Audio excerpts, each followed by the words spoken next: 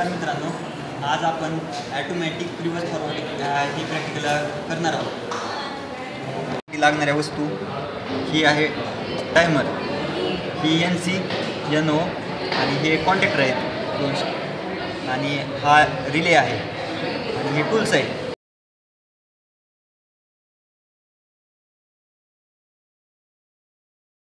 दाखवलेल्या डायग्रामनुसार आता कनेक्शन करून घेणार आहोत.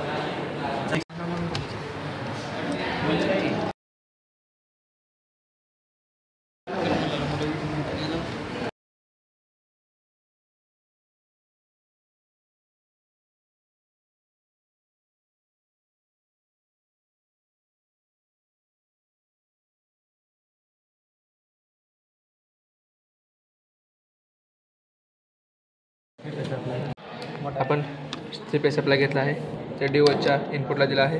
तसंच इथे एक डिओल तयार केला आहे. डिओलचा आउटपुट एक कॉन्टॅक्टर घेतला आहे रिव्हर्ससाठी, त्यात दिले आहेत तसे इनपुट ह्याला दिला आहे कॉन्टॅक्टरला.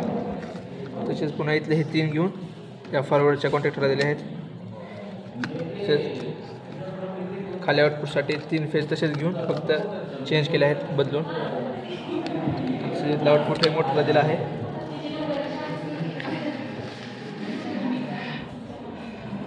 आता एक टायमर घेतला आहे ऑटोमॅटिक A1 पासून ते 15 टायमर शॉर्ट केला आहे.